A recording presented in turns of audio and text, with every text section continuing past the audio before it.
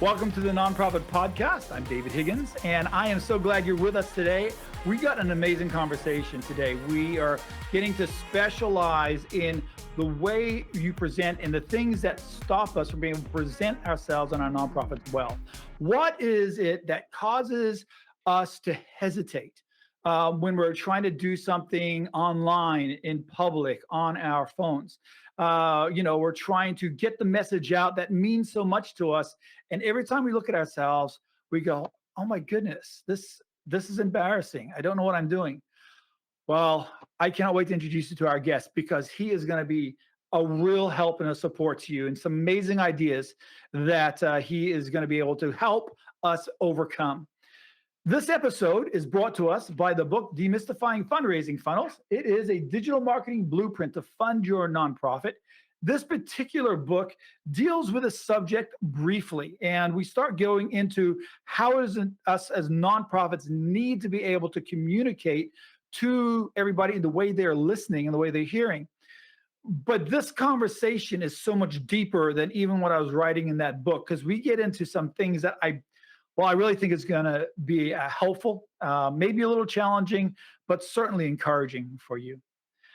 Today, we have the opportunity to speak to Chris Templeton, and he is the owner of Influence Spotlights, the host of the Chair on Air podcast, and Oh, the Stories We Tell Coaching, and founding partner of Engage Collective. When I look at what he does, I consider him a communication specialist. And I mean that in the truest sense of the word. He helps mid-sized nonprofits and businesses in their leadership teams to increase new and reoccurring revenue through a simple and highly effective interview process.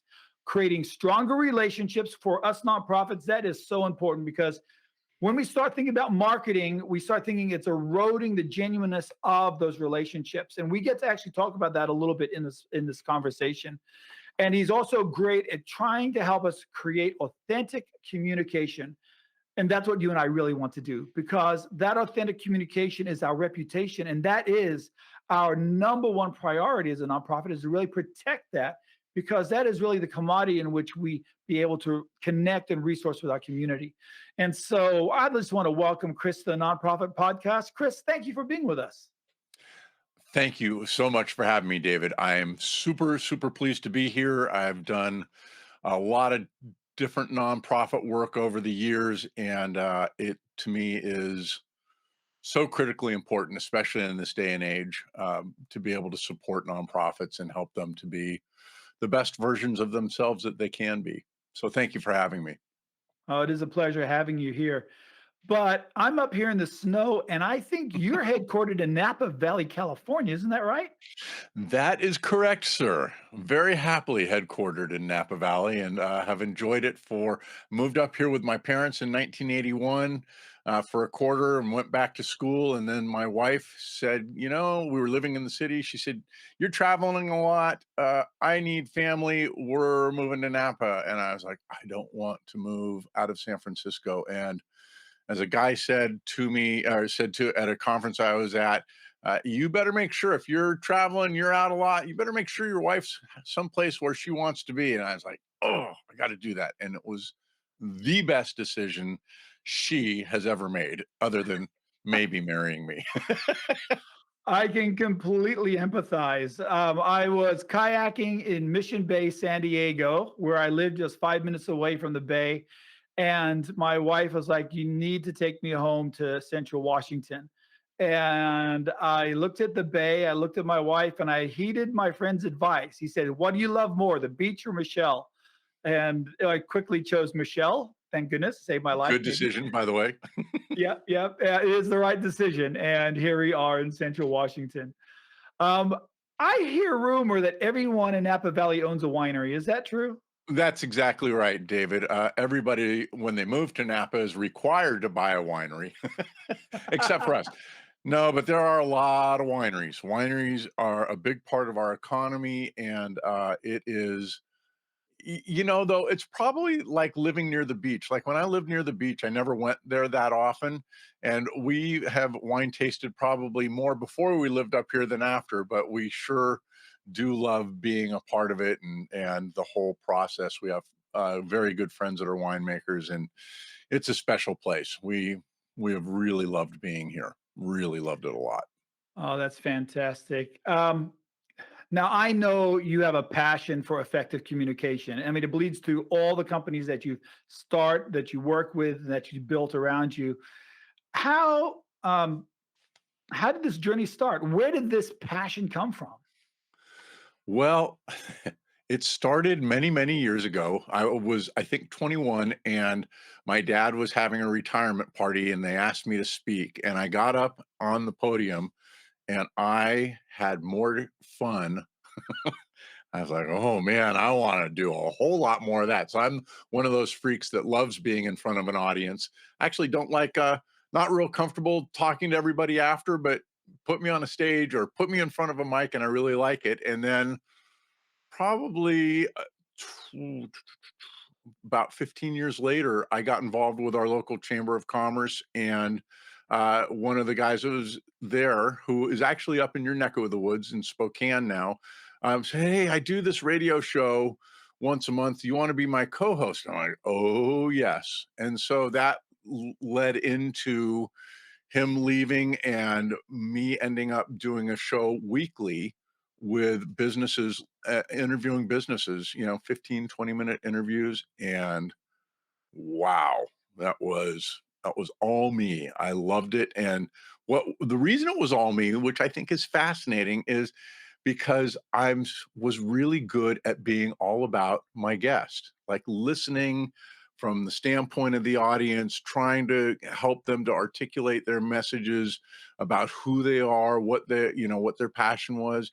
And the number of people that would walk out of that would walk in, you could see the nervousness, and walk out after and go, "Oh, that was so great." And for me, I was like, "You just did a fabulous job of explaining who you are, what you're about, why what you do is important." And I think it's a service thing. I've always loved serving people, and what a lovely way to serve people, by helping them articulate who they are in ways that they've forgotten about for the most part. When I published my book through Ingram Publishing. Their subsidiary, actually, Made for Success Publishing, that published Zig Ziglar's books and a lot of other major business stuff. And when they came to me and said, David, we really think because your contacts and kind of your heart for the nonprofit world, you should start a podcast. I had never considered a podcast. I'd done a lot of teaching on YouTube, but I've never, podcast world was really slightly different. My son, Judah, loves podcasts, listens to them all day, every day, right? And he's like, Dad, you should do this. So I said, all right, give it a try. Well, I'm now 20, you're 20, my 25th interview. Huh. I started, and I could do this the rest of my life. I am loving it. It's been enriching, and it's been fun getting to meet incredible people. Yeah, absolutely. Yeah, I just if I could be behind the mic for the rest of my life or in front of audiences, that would make me one very, very happy guy. I already am pretty happy, but yeah. Well, we're going to be looking at two different sides of the coin for you. You actually have three businesses that you really get your hands on, but there's two different focuses. One that you focus with influence spotlights, which we will talk about a little bit later. But you have a real hard project with Oh, the Stories We Tell. Mhm. And just before we get to some of the heavier stuff, I want to talk a little bit about this because I'm curious about it. Can you kind of tell me a little bit about Oh, the Stories We Tell and really paint the picture of where it came from and where it's going? I have always been fascinated by human behavior from the time I was in elementary school to middle school, and the boys pulling the girls' hair and not understanding what that was all about. And I've just always been fascinated by it. And in 2003, uh, my at the time, as she loved to call herself, my evil stepmother, she'd say with a big smile, "You need to read The Power of Now." It's a kind of a spiritual book by a guy named Eckhart Tolle. And what it really talked about in the very beginning just hit me like a ton of bricks, which is, we are really, really good at driving ourselves crazy in certain parts of our lives. And at first, the knee jerk response is, "What do you mean? All my problems are out there. If all those things were just, you know, different, then I'd be okay." And then you read and you're reading like, "Oh my gosh, I'm the guy who's coloring what's going on out there, either positively or negatively, or I'm being authentic about it." And so it just wouldn't leave me alone in a really good way. And I ended up coming up with three very basic questions, which is, what's the story I'm telling, which is basically about what I'm thinking or visualizing about myself or the world around me. And story in the sense that, hey, if it's a story, it can be edited. And then the second question was, is it serving me in this moment? Could have served me 10 years ago as a kid growing up with my parents, but right here and now, is it serving me? And the beauty of it is it strips away emotion. Think about how many people say, "Well, I'm just mad and I'm not going to take it anymore." And that's kind of where it gets left. And the problem is that doesn't serve us. And so that was the second question. Is it serving me in this moment? And then the third question is, if it's not, gee, can I tell a more authentic story? And so those three questions ended up, I mean, I imagine, I don't know, I'm sure I'm way past the 10,000 hour mark in terms of headspace that this has got. And it turned into a model for self understanding, for self awareness. It also became something that was in its application, it was universal. Like all of a sudden, I realized if I was not telling a story that was serving me, I was in little me land. And if I was telling a story that was serving me, I was in authentic me land. And I also realized, so obviously, I want to spend a whole lot less time in little me land.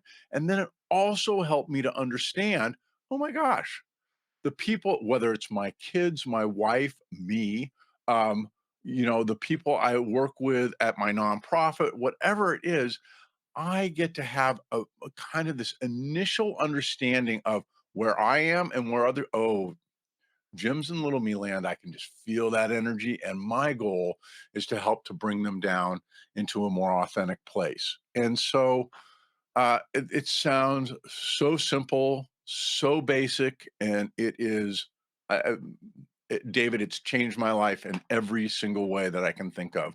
More fulfilling relationships, just celebrated 32 years with my wife from our first date. Thank you very much.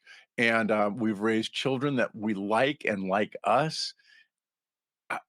So anyway, all of that I've been working on since 2003, and it's just been lovely That's and so fantastic. wonderful. Yeah. So Absolutely fantastic. We pushed back a few years to 2015. You did something that I think is fascinating. You're on the steering committee for TEDx in Napa Valley. For those that know, that's the TED Talks that you'd see on YouTube or as you search on the internet. Uh, I love TED Talks. I've been following TEDx on YouTube for years and years and years and years. What was that adventure like to be in that crowd with that type of momentum around you? Well, first of all, just take it back a little bit. In 2008, I watched a TED Talk by Jill Bolte Taylor called "My Stroke of Insight," and that ended up being a critical part of this model that I developed in terms of what she had been through, which was a stroke where her left side brain shut down, and she was a brain scientist, and she she knew what was happening and was completely at peace with it. Like, oh my gosh. And so I've just loved TED Talks. And so I had a guy that I'd done some work with, and he approached me and said, "Hey, would you be the marketing director for this, for TEDx Napa Valley?" And I was involved for about 3 years, and I just adored it. It's so fascinating to be part of something where what I think the line is, and I think that was an idea worth sharing, to see the range of ideas and to go through the process of figuring out what the theme was going to be each year, and then helping to find speakers. If you haven't done it, TED Talks are just wonderful, and if you've got a TEDx locally, I encourage you to look into it. They're just amazing things. Wow. Well, let's just shift gears a little bit and move into influence spotlights and the really what that is and really the depth of what we're going to push into in our conversation. Okay. You've created a unique way of using the interview process. You have a way of looking at the engagement with others that I think is pretty unique. Can you unpack that for us? Yeah, I think so. I will try. When doing this radio show, I I I I don't know exactly what it is about me, but there's something about me that gets people very comfortable very quickly. I think it's that, going back to that model, I get to look at this stuff from an authentic place. There's no judgment.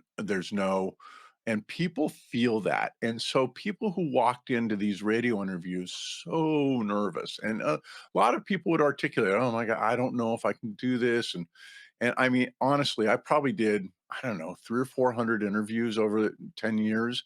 And I can count on one hand the number of bad interviews, like, oh man, this did not serve the person. And really, none of them were that bad. But what happened was people in this process connect with who they are and why they're doing what they're doing. And for some reason, when we try to do that on our own, when we try to write our copy about our business or who we are as people and what we're trying to accomplish as a nonprofit, it is hard, hard, hard. It's hard for me to this day. But when I have a conversation with somebody who's genuinely interested, like all my fears melt away and and really, so much of this goes back to this model. In my model, I say, kind of at the base of it, it's that little light of mine. I'm going to let it shine. I get to do that for people. I get to help people speak from a place of where they really shine inside. And the content that comes out of these people is mind boggling to me. Like, there is 99% of the people that I interviewed, I guarantee you, their audience went away thinking, "Oh my God, I know that person. Like, I get them at a deeper level." And so much of that, is so critical to good marketing, and yet we're so very afraid to do it on our own. Like, it's just, and so for me, the lovely thing is I'm really good at bringing that out of people. And nothing's better than somebody walking away from an interview like that and go, "Oh, that was so good." So does that explain it? I think it does. Yeah. That was a beautiful way of putting it. Thanks. You mentioned the story, this other song, "This Little Light of Mine." When I was engaged to Michelle, I was 21 years old. We just got engaged, and I went. Was asked to go. I was in a band doing music, and the church I was attending asked me to go help out this little church that was struggling with their music. So I'm like, what else am I going to do on Sunday morning? Let's do that. So I go over there and then I was like, oh, can you do something with our teenagers maybe on Sunday night or Saturday or Friday night when you're not doing a gig or something? And so we ended up, we started a youth group with the like 7 kids. And within a few months, I would say inside the first 6 to 10 months, we were running about 50 to 60 teenagers on a regular basis coming in. Almost none of them had any church background, right? And they didn't know church songs, and I wasn't really within the structured church thinking with songs and all that. But there's a bunch of them that Garth Brooks just came out with his first album that went platinum on every level and broke chart records, and there's this huge country western influence. So we took Dwight Yoakam's song that he sung to, I think when he broke up with Sharon Stone. And most people are listening to this going, who are those people? But Not we me. took it and I rewrote it to This Little Light of Mine. Oh, And every youth group, people were like, "Let's do This Little Light of Mine." We started doing Dwight Yoakam, and they'd be line dancing and singing the song. And then the pastor asked me to lead Sunday morning worship. And all my kids were like, let's start the worship service, This Light of Mine. So Dwight Yoakam was introduced to church first thing that Sunday morning. And all the kids ran to the front. They started line dancing across the front. And on Tuesday, I got called in the pastor's office and told that I took too much liberty. well, I don't agree with the pastor on that one. Because there was joy, pure joy, wasn't there? Oh, we had so much fun. We had And this you was know what's so fascinating to me is the thing that I love about that phrase is that we all know we have it, and we are so good at disconnecting from it, and yet it's right there. Like, and that's I mean, when I think about it, that's what I do is I help people find and speak from that light, and to see them so pleased about what they've just done, it's mind-boggling to me how lovely it is, and in a lot of ways, really a spiritual thing for people. now you've taken this concept and you've matured it into a means, really an effective means for communicating to stakeholders and fundraising for nonprofits. Yeah, Can you take a few minutes and just kind of lay a foundation for your communication framework on that thought? sure. People love stories, don't they? Yeah. People love a good story. And when you think about a nonprofit that's truly doing good, there are great stories all the way around. And so, one of the things that really struck me in doing the radio show was there's so much, the step back. The most important thing I think that you can do from a marketing standpoint is to be who you really are, authentically who you are. And the thing that blew me away about the radio shows was how easy it was to get there. And to have people say, "Oh man, I got such great feedback on that." And so from my standpoint, I look at nonprofit leadership and go, there are all kinds of stories to be told and all kinds of audiences to tell them to. One of the things I think, I guess I think of a nonprofit, forgive me for this analogy, but a corporation has their customers, they have their employees, and they have their stockholders. It's very similar for a nonprofit in that they have their board, the people that donate to the nonprofits, the people that they serve, the people bringing those services, delivering those services, and the leadership who's creating the vision. And what people want is, I can say, this nonprofit does X, Y, and Z, and we're very proud of what we do. And fine. Maybe I'll but what I can of the story, I have a website that I worked on recently, for a nonprofit, and it's the story of this young woman who gets up in front of a group of people at an awards banquet and tells the story of her abuse and how she's overcome it. And I mean, as a matter of fact, and we'll talk about them a little bit at the end. That nonprofit was about education, and I was on serving on the board with a guy who was the president of the board, and he said he was telling us about this awards dinner that he goes to. He says, and he is a tough guy, tough like Ron. You're not messing with Ron under any circumstances. And he says, yeah, you go and they put Kleenex on every table as these kids come up and tell their stories of what they've overcome.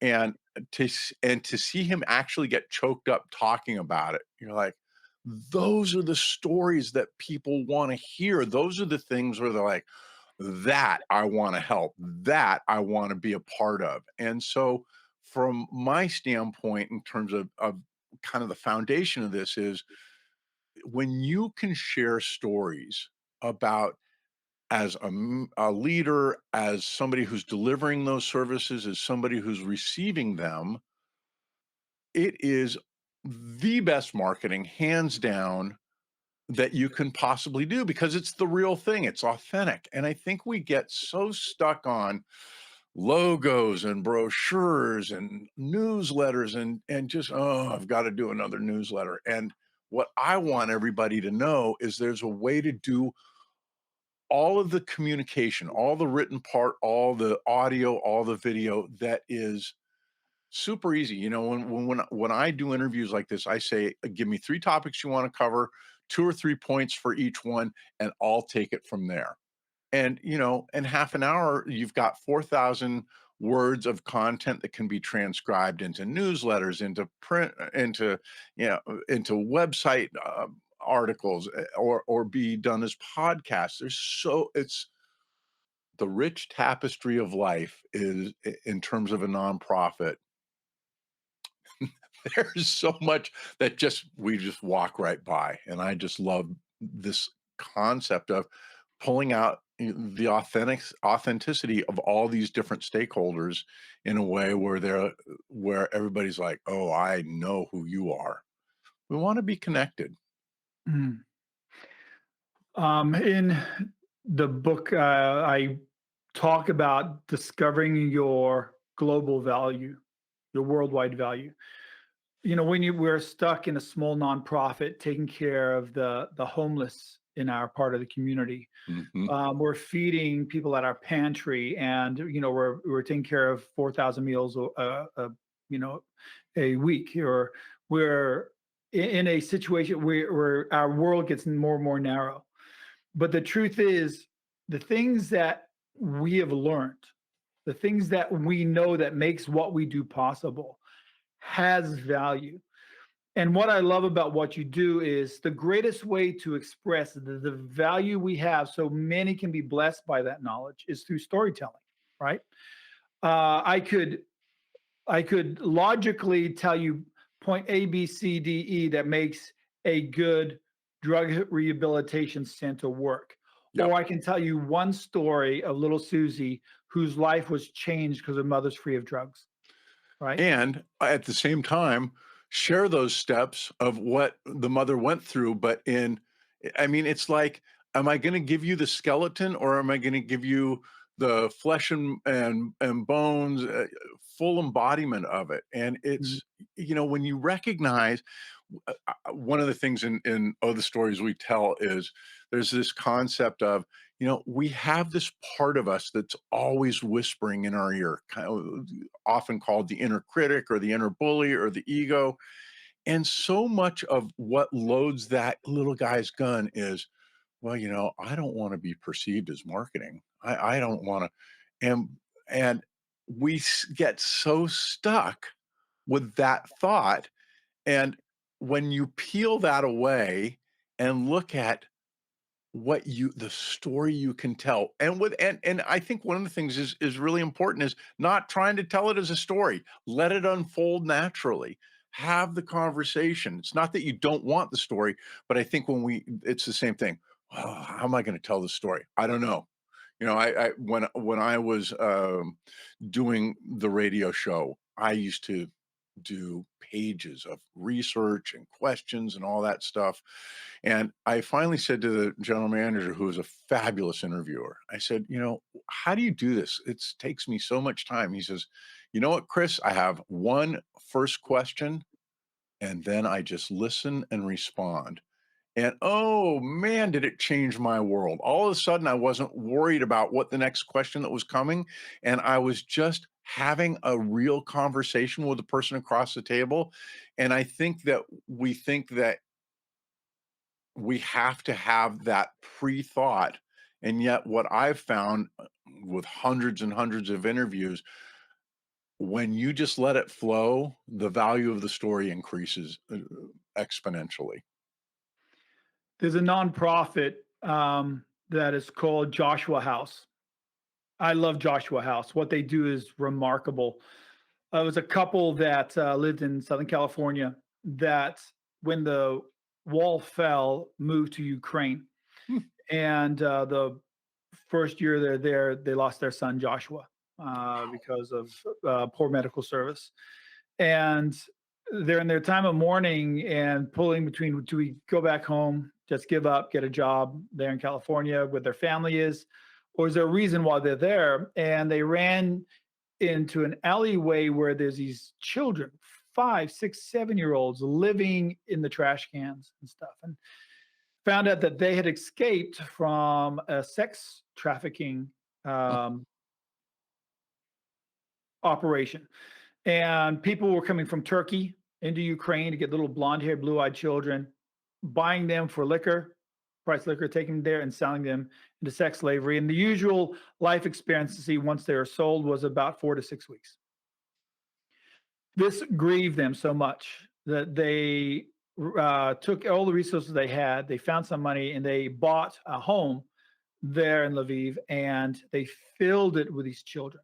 Now, these children didn't have any families. A lot of them even lost their last names because, that's one of the things that gets removed when you get sold is the connection to any. So they started just adopting them. Like there are these little McCanns all over Ukraine with the name McCann.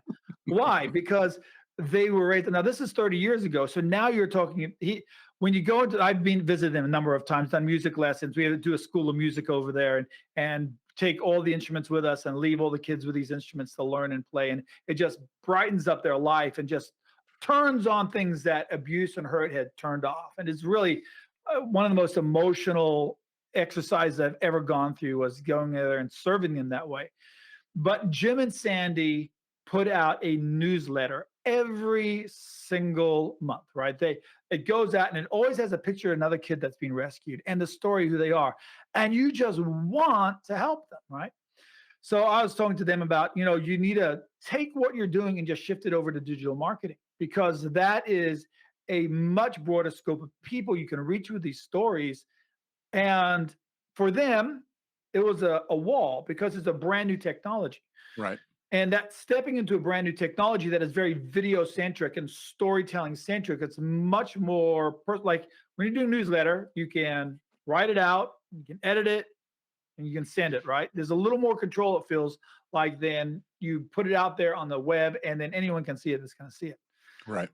And they're in the process right now for the benefit to change that storyline for them. They're talking to people around them, the next generation of young people and now adults that are there in Ukraine, as well as a lot of those children that are now here in the United States saying, can we help? And they're going to make that turn. I certainly know without a doubt they're going to make that turn because they have such amazing ability to not be intimidated by marketing techniques that are new. Right. Unfortunately, not a lot of nonprofits have the ability to upgrade that way with such a leaning forward pose. And to do that, there is this sense of battle.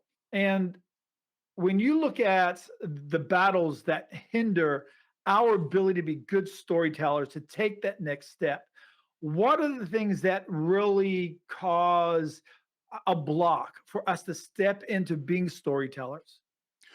Well, I think the first thing is just the cultural stories about, what am I doing here really? Am I marketing? Like, I think that's one of the first ones. I think another one that's really huge, and as much as the pandemic's been awful, one of the big benefits has been people's newfound comfort with talking like this. A lot of people think that if I want to tell a story with video, I've got to have cameras set up and a crew needs to come in and do all this stuff. And, if you've got the money for that, that's great. But let me tell you, this conversation with some pictures coming through that are related to those stories is now so easy to do. And even if I use my iPad, the mic on an iPad is beautiful, the camera is beautiful. So many of the things that we think, and these are the little stories that don't serve us, right? Oh, it's going to be really hard. No, I've got to get equipment, and oh, I've got to do all these things. All of that is really gone, David. I mean, it's really about, can you sit in front of a computer and find somebody that you can have a really nice conversation with, and then talk about what it is that you want to share with people that's really important for them to know. So I think a lot of the things that we looked at as barriers, and we still may be doing it, have for the most part gone away. Like, I mean, honest to God, if I've got a cell phone, I've got a video production. I can record video, and if I can get it to be set up so that it doesn't move and it's not shaking all over the place. Uh, in today's world, you got a phone that's, I don't know, 5 or 6 years old. That's still going to give you beautiful video and beautiful sound. And then the other thing is do your best to stop worrying. Like, it's that little voice in your head. Oh, I hope this goes okay. And, you know, and I know the miracle of editing is a wonderful, wonderful thing. Being able to say, you know what, David, let me do that part right over again and say it this way. Or I say to clients, did you mean to say it this way? Let's just try. Oh, that's what I meant. Great. And so having that ability to do editing is a lovely thing, but that's all stuff that doesn't need to be done by the person that's developing the content, right? In other words, now it's so much easier, so easy to farm out a video to be edited for 10 or $15. So I think it mostly the biggest thing that we have to overcome are the stories in our head about why this is going to be difficult, right? Stuck in problem mode.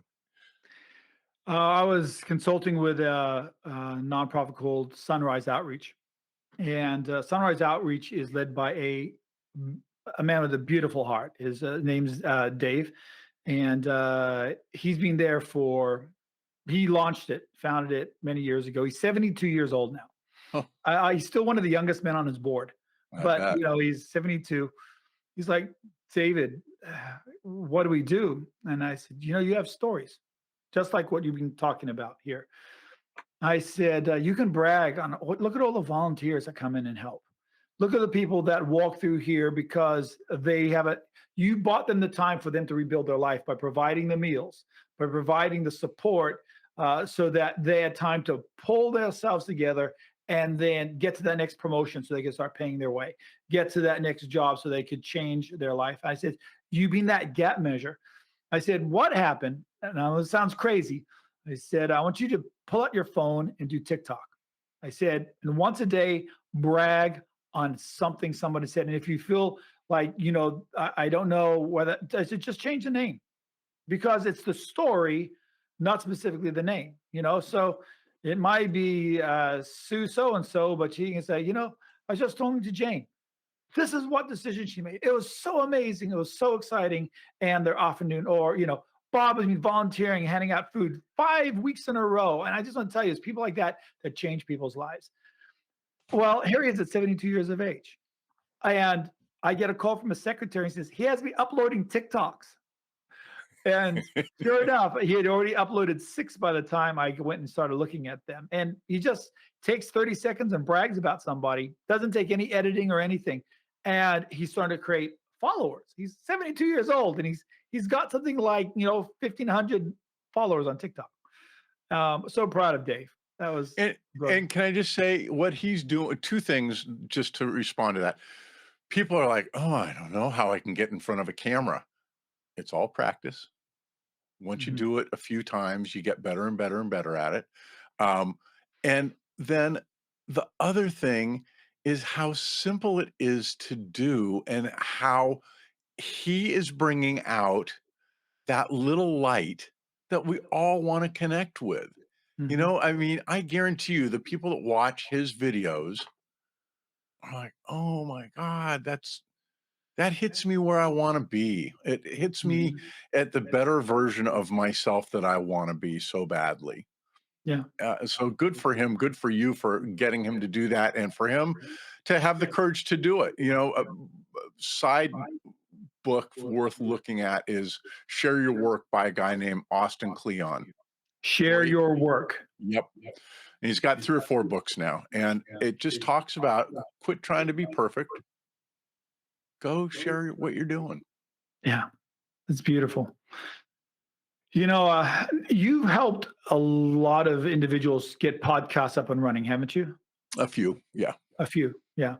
Um, I personally feel every positive forward facing nonprofit as we head into 2023 really needs to be doubling their efforts to be content creators. We're in that in society. We're either a content absorber or a content creator. One is becoming more and more self-absorbed. The other one is becoming more and more other people focused. And nonprofits are perfectly fit to be content creators because they already have a positive message they're bringing out. And I think there's especially in the nonprofit sector, room for a lot more podcasts, a lot more podcasts directly dealing with specific niches that the nonprofits are in. Everybody says about a podcast, you got to know your niche. A nonprofit is already in a specific niche. It's like, Yep. okay, I already know it. So what did I teach them how to do this? Well, let me just put it in a podcast. And you already know people to communicate to and talk to and interview within that. You can just add that to it. So it's a natural first step and it's a very inexpensive start. I was wondering, can you kind of lay out a startup plan? If I provoked a nonprofit thinking right now, okay, what would it take for us to start a podcast? Can you kind of give us kind of a startup plan for them to be able to maybe take the next step? Absolutely. Go to Amazon, search for USB mic, and find something that Amazon has rated well. That you can get a really good mic for anywhere between 50 and $100. You can get them for less than that. Make sure they're on a boom arm, because one of the things that's really important is if my mic's way over here, I don't sound so good as compared to when I sound there. So make sure that you do your best to get the mic close to your mouth, and then get something like a Logitech C920 camera, 1080p. You don't need 4K. You don't need anything super high end, and get it mounted so that you can see it. You can also put that on a boom arm, and please start with video, because once you get good at it, it's just not an issue at all, and it's worth getting good at, because I think, YouTube's the second largest search engine on the internet, and I want to be there. And so, having a podcast that can, like we're doing here with video, can also be distributed as audio. Start with video. But those are the only two things that you need, and then you can go find a video editor. What I would recommend, what people don't understand about this, both in terms of audio editing and video editing, is pretty much I'm going to spend, if I do a good job on editing, I'm going to spend about 4 times as much time editing as I did in actually creating this. So go to some place like Fiverr to handle your editing. You can get, an hour piece like this edited probably for less than $50. You can get higher end and spend more money. But those are the only things you need. A couple of boom arms to mount your Logitech C920, which is what I'm on right now. I don't have any high end equipment. A decent mic, get it close to your mouth. That is all you need. And then the platform to record it. And there's some wonderful platforms, whether you use YouTube, we're on Google. If you want to do higher end things, there's higher end platforms like Riverside FM. But what I would say is really focus on what's the conversation that I'm going to have, and let somebody else edit it, and have fun with it. Have fun, enjoy yourself, have great conversations. And as a nonprofit, interview your board members, interview your donors, interview the people that are delivering your services, interview the people that are receiving your services. There's so much out there, and I think I want to say half an hour of conversation generates around 3,000 words of transcribed content. Now I've got my newsletters, and it was easy and it was fun. So is that Absolutely. That's good. That's good. I this microphone right here cost me $65. Yep, It plugs into my laptop. yep, The boom cost me $17. yep. And then I was looking at what's the best camera to use, right? And I looked at several.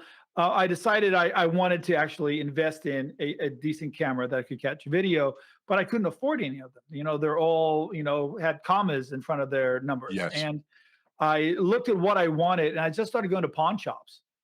Mm. And I went into a pawn shop and they had a Canon Rebel alongside of all the other Canon Rebels. And this particular one, though, is the one they made that is really good with video capture. But they priced it the same with as all the other Canon Rebels, which is like, $295. And which was a used price for a Canon Rebel. The lens on the camera, though, wasn't the lens that comes with it. It was a specialty lens. I walked in there, I just looked at it, and I said, they don't know what they have here. So I went and I paid cash for it, took it out, took it home. I went and priced it on Amazon, $2,200 to buy that lens and camera. And I Great paid $295 advice. at a pawn shop for it. So literally for under $400, I had a total podcast set up ready to go. And of course, I already had the laptop that everything can move through. And so, absolutely, what you said, I totally get that. Totally get that. Yep.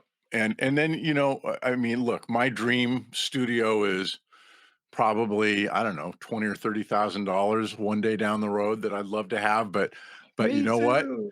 Yeah, right. But right now, what we have, it's super basic and simple. Mhm. It's all people need.